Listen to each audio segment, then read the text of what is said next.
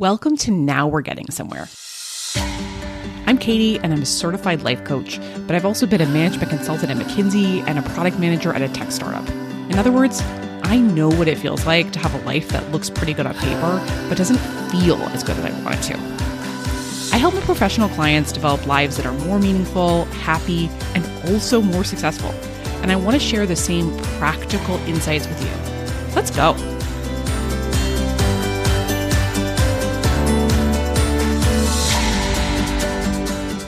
Everybody, it is so nice to be with you again. As I record this, we are just over a week away from moving back into our house. We've been renovating for just over a year. And I feel like among people who've done kind of bigger renovations, we've actually had a really positive experience. And I've had so many blessings in this process, a big one of which is that my mom is project managing the renovation for me. So it's been so much easier than it would if I was project managing it myself. And still, it has been a lot, especially as we reach the end, just so many details to keep track of.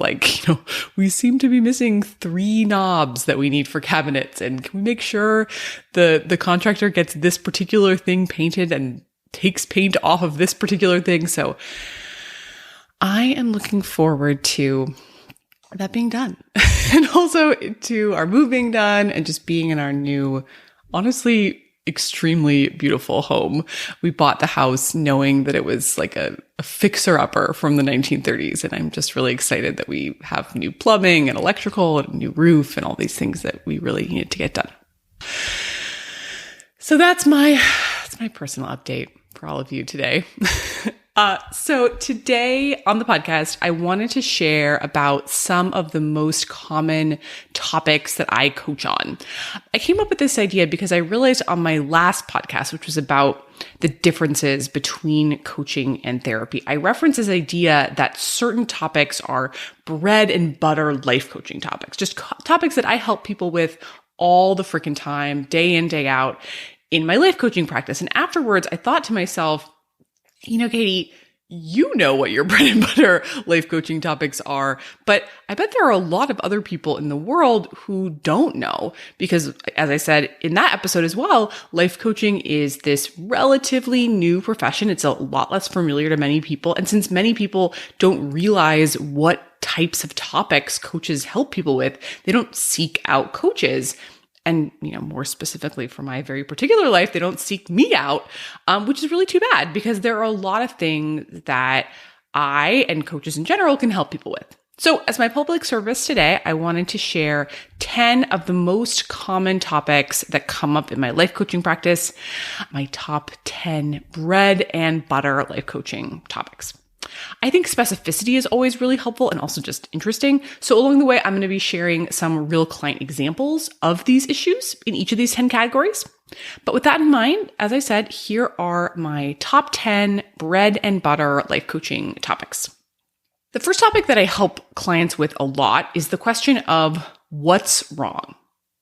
What's actually wrong? So many of my clients come to me with kind of a mucky mix of issues. The most common version of this, which you've probably heard me say before, is something like, yeah, my life looks pretty good on paper. I've got a pretty solid job, a good family, my health, but also I just don't feel that great. I feel tired a lot. I feel stressed, kind of bored. And is this really all there is? And the answer to, is this really all there is a very emphatic no, that's not all there is. But one really important thing I do with this kind of archetype of a client is I help them with the vagueness of that problem. You can't do a lot with, I feel blah. So part of the beginning of a coaching engagement will be breaking down a client's problem into all the separate pieces, which I often call like handholds that we can actually look at discreetly, grab onto, and work with. So to give one client example here, I had a client somewhat recently who was a successful professional in New York. She was feeling kind of blah. She knew that at least part of the problem was that she was bored at her job, so she was looking for a new job, but she wasn't sure what else to do. And for this particular client, it turned out that there were 3 big drivers of that feeling of blahness. One was connection. She didn't feel as connected as she would have liked to in work and also in her personal life. The second was learning. She felt at her best when she was learning across her life, and she wasn't feeling, it turned out, like she was learning as much. And the third turned out to be energy. She was more tired than would be ideal.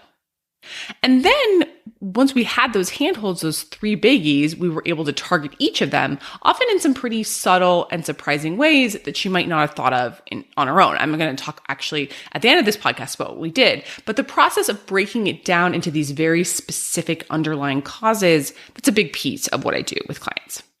A second topic that I very frequently help clients with is their energy.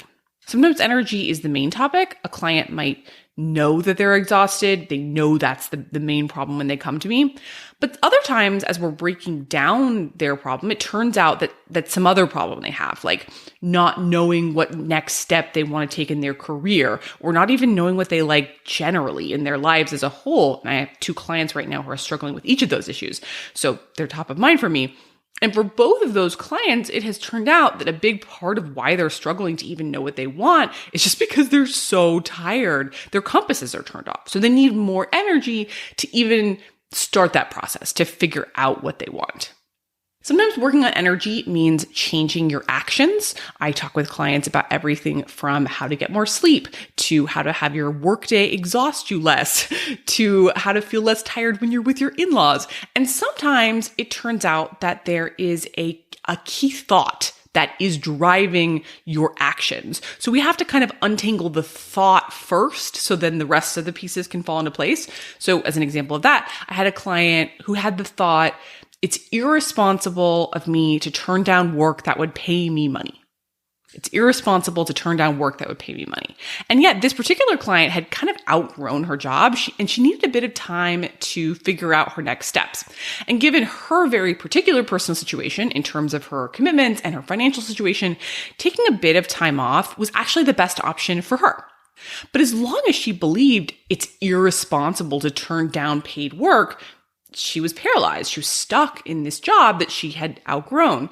So together we workshop potential new beliefs like, I like my reasons for turning down work that would pay me money, or I might end up making more money in the long term if I take some time off now to rest and regroup. And we even came up with the thought, hey, it might be the most responsible decision to turn down work that would pay me money. And when you think thoughts like that, then your actions can change and then your energy can change. But working on energy from a thoughts perspective, from an actions perspective, these are, again, bread and butter life coaching topics. I coach on them all the time. A third bread and butter life coaching topic is time.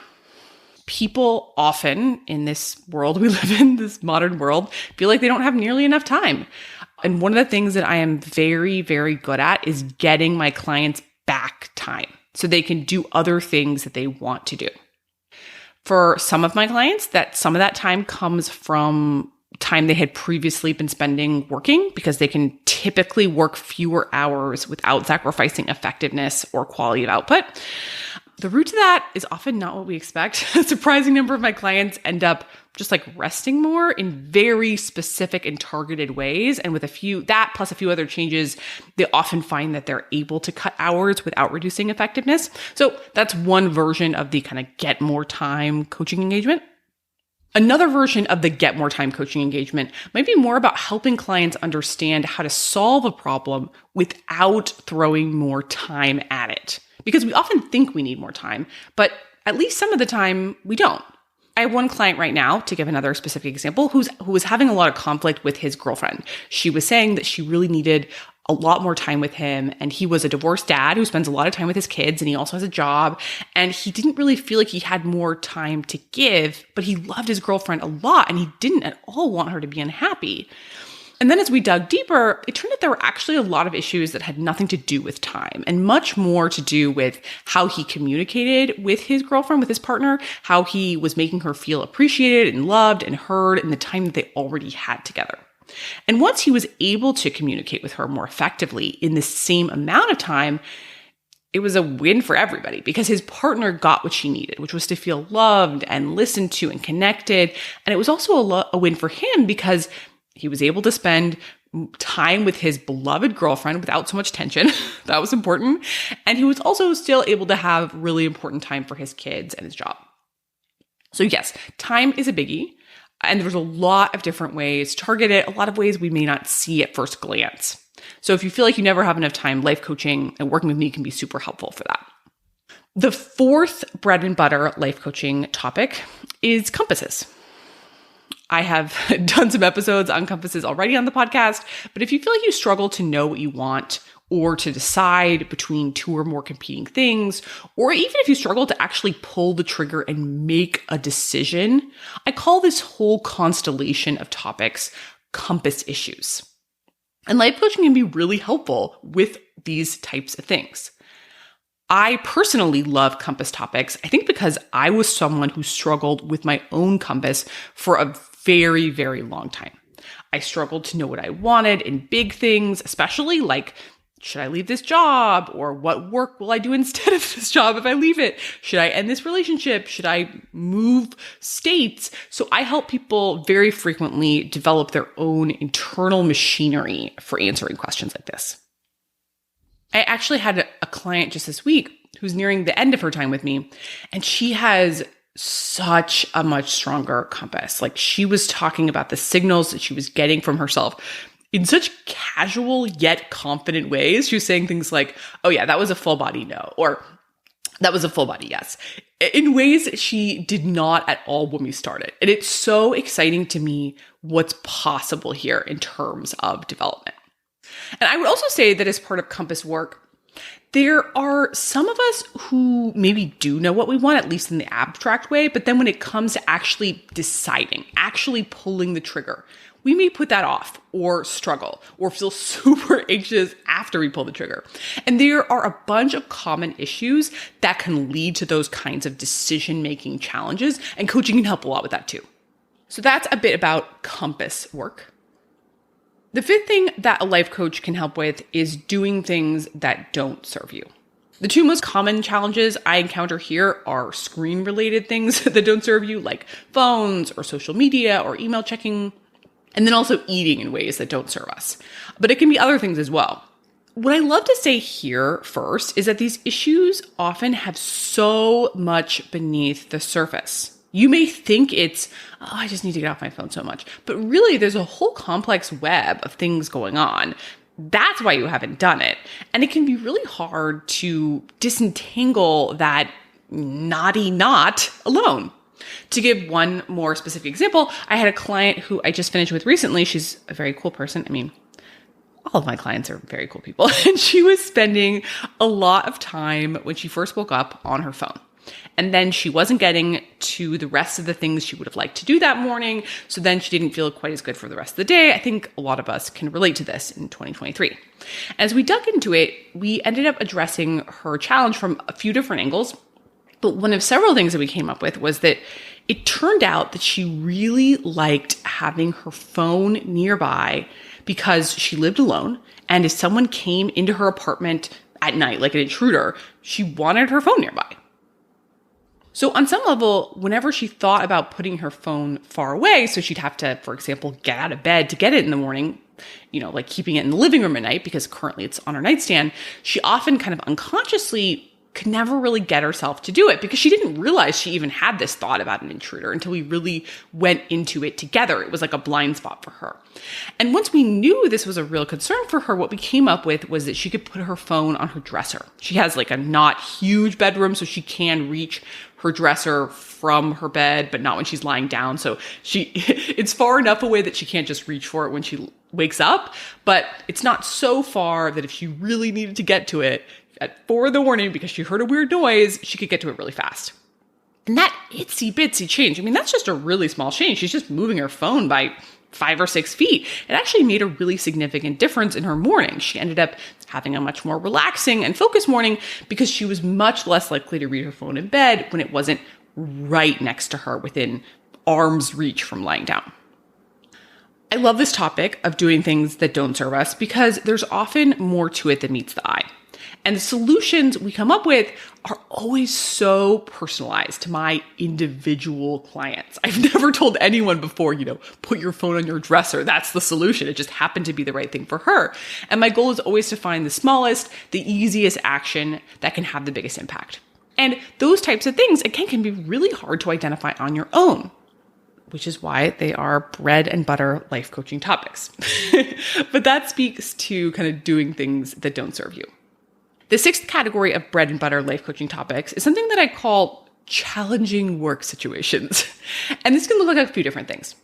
One, it could look like struggling to implement feedback that you've been given at work. I have a client right now. She's very, very high up on the corporate ladder, extremely successful. And she was given some feedback that she couldn't implement. She just was not implementing it, even though she had gotten it several times and she knew that on some level she really needed to. And together we explored why she was having so much trouble implementing the feedback. And it turned out that up until this point, on a deep level, she basically believed that implementing this feedback was a bad idea. Like, sure, she'd been getting the feedback, but on a deeper level of her brain, she thought that it actually wasn't in anyone's best interest for her to implement it. Like I said, she never consciously realized that to herself until we talked about it, but that was her underlying belief. And look, if you believe that it's a bad idea to implement the feedback, like no one actually really wants that, it's not a good plan, you're never going to implement it. So together, we came up with several new thoughts that she could think so that she could actually think it was a good idea to implement the feedback that she'd received. And sitting with her, my sense was that it was like suddenly this door opened that had suddenly felt totally blocked to her. Suddenly this door was open, and once the door is open, it's actually not that hard to walk through. That's sort of one of my favorite metaphors for coaching too. It's like, so often in life, it's just our thoughts that are like these closed doors. And if you can work with a really good coach, it's like suddenly they just unlock the door, and then the action of it, the implementing of the feedback in this case or any other action, actually isn't a huge deal. It's just like walking through an open door. The real challenge is getting that door open. So that's one type of challenging work situation. Other types of challenging work situations could include how to give very sensitive feedback to direct reports in a way so they won't get defensive and shut down, or how to navigate very challenging office politics. And I have clients going through each of these two situations right now. It can also mean stepping into leadership roles, which can be questions like, how do I lead my team effectively? And also, how do I identify my vision for my work and then make sure that vision becomes a reality despite all the static and distractions and so many other things that have to get done in our organizations? So all kinds of challenging work situations, again, are bread and butter life coaching topics. I am a life coach, but your work is a big part of your life, so I coach about it a lot. I also help people with productivity, which to me really means getting done what is most important to us in a way that feels good to us. I'm going to say that one again because that's good. Getting done what is most important to us in a way that feels good to us. I have helped clients write novels and screenplays, produce and direct films, start and grow businesses, plan weddings, and get promotions. And as I've alluded to before, I'm not interested in producing work if it comes at the expense of your values or your well-being. So if you work with me, we're always going to be talking about productivity that also just feels good and right, where you feel like you are keeping your tank full, you are attending to your other values too. My former client, Sunny, who I interviewed on my podcast a while ago, that's why I reference her by name, she had a great story where she came to me and she wanted to apply to creative writing grad school, which is a big endeavor. She needed just top-notch writing samples and recommendations, and she had to put everything together and write a personal statement. And at the time, she also had a job and a life, and she didn't want to neglect her relationships or her health. And you know what? She did it. She got into the best creative writing grad school program in the country and maintained her values during the application process. And that was our goal, and she got it done, and I just love that type of work. I also say here, a huge part of productivity is just the mental game. One way, I talked about sort of unlocking the door, and opening the door so you can walk through. But another way I often describe working with me or a coach generally is that it's like having bumpers on at the bowling alley. And in life, and especially with productivity, it is just so easy to get your metaphorical bowling ball stuck in the gutter of life. You get discouraged. You think your work is garbage. You think you'll never get there. You get distracted by 14 shiny objects or by trying to address those 3 things that aren't actually problems that you really need to address right now. And all of those things will stick your metaphorical bowling ball in the gutter, and it will really hinder your ability to produce work that you are proud of. And if you can just keep that bowling ball rolling along down the lane, oh my gosh, think of how much you can get done. And if you've got the bumpers on, like, you're going to get down the lane. So that's why I say having a coach can be like keeping the bumpers on, and that can have a huge impact on productivity and all kinds of other things. So that speaks to this question of productivity as a bread and butter life coaching topic. Number 8 is that I also do a lot of coaching about relationships. This can be about how to find relationships, whether it's a partner or friends. I love also coaching on dating. There can be some very common things that my clients do with dating that tend to not really serve them. My coaching can be about how to strengthen relationships or make them feel more intimate, whether it's with a family member or a new friend that you'd like to feel closer to, or a partner you feel like you've drifted away from a bit and would like to feel more connected to. And sometimes it's the opposite, actually, of that kind of connecting and intimacy. It could be more about separating or individuating. I have this come up the most with parents. Sometimes folks come to me and they're like feel a little bit too impacted by their parents' opinions or judgments. So kind of how can we separate ourselves so that we can stand on our own?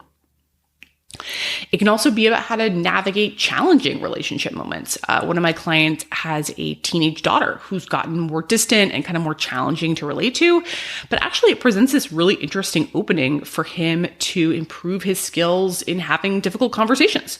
So we've been coaching on that. So it's just a little bit about relationships and coaching. And the 9th bread and butter coaching topic is living according to your values. I think a lot of us can say, you know what? I am making it through. I'm doing okay. And look, that is really something. That is nothing to be scoffed at. But when we zoom out and think about our lives, I find that a lot of us don't feel in agreement with our greatest values or what our vision would be for our lives. Frequently, my work with my clients is a really fun discovery mission to say, hey, what is your vision for your life? And I will say here, vision can sound like a really lofty word, kind of too grandiose for us everyday folks, but it's really about saying, hey, what do you want your life to look like and feel like? And if you don't already know, then we're going to work together so that you do know. And that's typically a really fun process. And after that, the work is about making sure that you actually implement your vision. One of my current clients and I have been talking about this a lot. And for her, it turned out that her vision, one big piece of it was about being more embedded in her community with perhaps like an in-person office for herself and maybe a small team that's near other things in the community that maybe has a cat in it, like an office cat. And there was also a big piece for her about a life with a lot of flexibility. She wants to travel and spend time with family in Europe. She wants to be able to take afternoons off when she likes, to play lots of pickleball in particular, and she's very active, and to be able to have friends over at night to do art projects. And when we started all this visioning, she was working really long hours at 2 jobs without much flexibility at all in terms of her individual days or across her months. She had some, but not to the degree that she was envisioning. And that vision, it really guided our work. And as of this recording, she just recently got back from an extended stay in Europe. She works a lot less, like a fraction of what she did before. She plays a lot of pickleball in the afternoons, and she's already dreaming about next steps and some sort of bigger plans, maybe going to graduate school, maybe graduate school in Europe. And we're not even done yet. There's still adjustments to be made, but whenever I sit with her, I'm like, wow, you are a lot closer to this vision. It's really exciting. And the last category of things that I work on all the time, bread and butter life coaching issues, are things that I would call feeling good.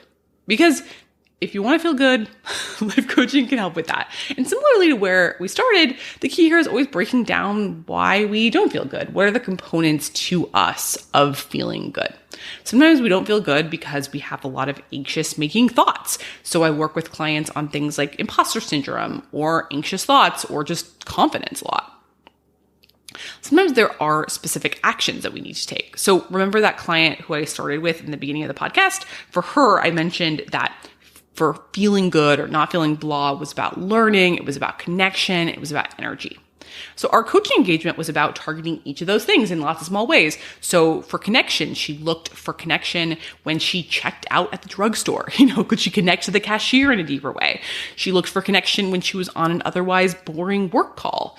And she looked for connection even at her kickboxing class, where she ended up having much more intimate conversations with people she honestly never would have really talked to if not for the assignment. They would have all just kind of been in their own world a little bit more. And then in terms of learning, she found opportunities to learn at her job, which she'd previously found pretty boring, but she looked for those opportunities to learn and she found them. She also pulled out her Korean textbook and started working on Korean again. And she signed up for a bonsai class. So all kinds of different learning. And then in terms of energy, we found that a bunch of kind of surprising things that were sucking her energy. Like after a bunch of digging, it turned out that she had a lot of thoughts about cleaning her apartment that ended up resulting in her staying up really late. So she felt that she had to clean her apartment in this very specific and thorough way. And then she procrastinated it and then she'd end up staying up late. So we reworked her whole evening after work plans and her thoughts about cleaning, and that improved her energy. Which is to say, again, working with me, it's very customized. It's like getting this couture bespoke suit. Everything is just very customized to your very particular needs and measurements. Okay, so that concludes my list of my top 10 bread and butter coaching issues. I hope this was helpful. As I said at the beginning of this podcast, I think what sometimes holds people back from getting support is that they don't even realize that someone could help them with these things. So I hope that sharing about these topics, just a little peek into some of their specific manifestations for some of my clients, helps you imagine what could be possible for you. And if you'd like more support, whether you're struggling or you're suddenly like, oh my gosh, feeling great in these ways is possible, sign me up. Please reach out. I do free hour-long consultations, and you can reach out through my website, katiesiever.com, and I'm happy to schedule one. And whether we work together or not, I'm rooting for you. You've got this. If you really want to change in a meaningful, lasting way, that's when you need a life coach. Every client I've worked with has had incredibly personalized reasons why they're in the tired or anxious or stuck or uninspired state they're in. Working with me can help you identify those roadblocks, which are usually blind spots that you genuinely cannot see, and implement a profoundly customized, doable plan for overcoming them. I have a very small, high-end, one-on-one coaching practice. If you'd like to be my next client, reach out at katiesiever.com. I'd love to meet you.